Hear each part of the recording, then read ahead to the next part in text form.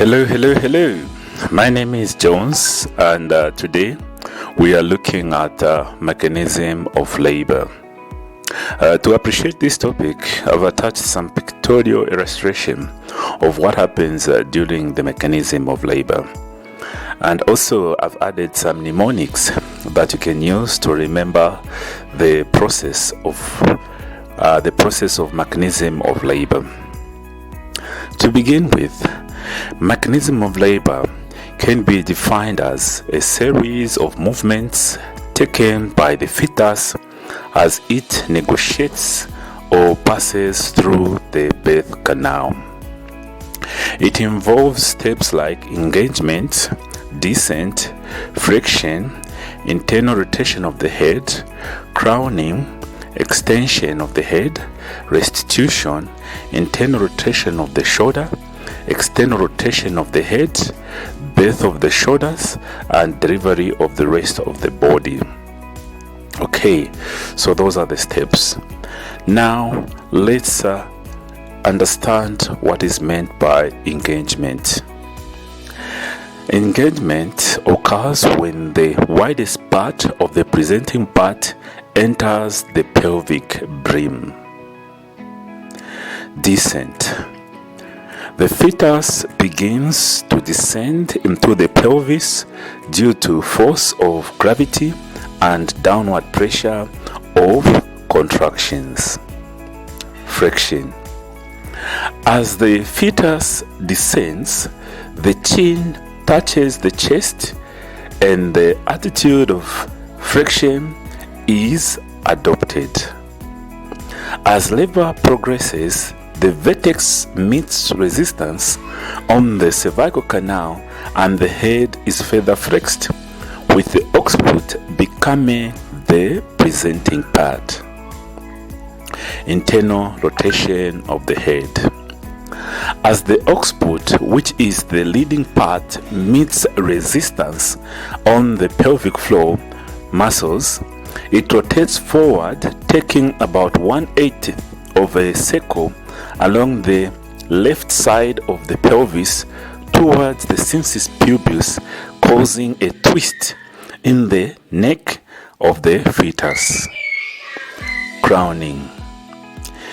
This occurs when the occiput escapes under the symphysis pubis. The widest presenting part of the fetal head descends the vaginal introitus, and the head no longer recedes between contraction. Extension of the head.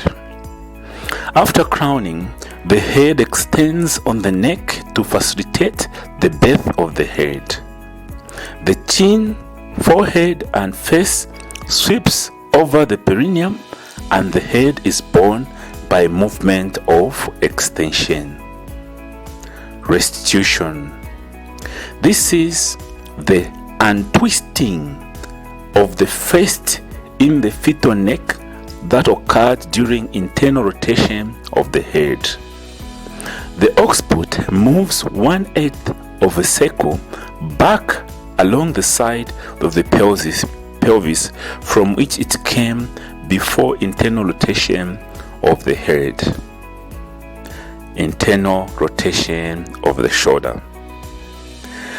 The shoulders are at right angles with the sagittal suture, or to the sagittal suture.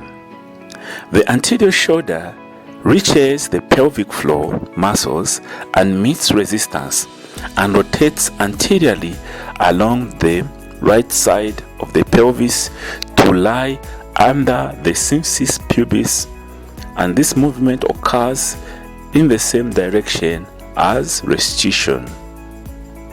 External rotation of the head.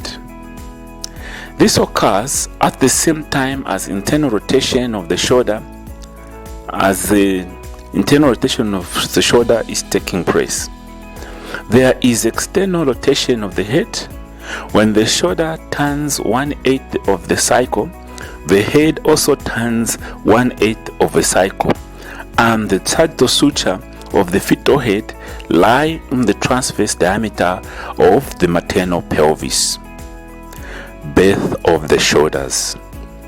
With further contractions, the anterior shoulder slips under the pubic arc, while the posterior shoulder sweeps the perineum, and the shoulders are borne by movement of lateral flexion. Delivery of the rest of the body. Once the shoulders are borne, the rest of the body is also delivered by movement of lateral flexion. Please kindly note that this mechanism of labor is for normal labor where you do not have complications. Alright, YouTube judges a channel by number of likes, subscriptions and shares.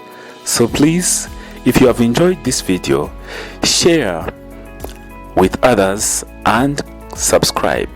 Also click a like button. Thank you very much.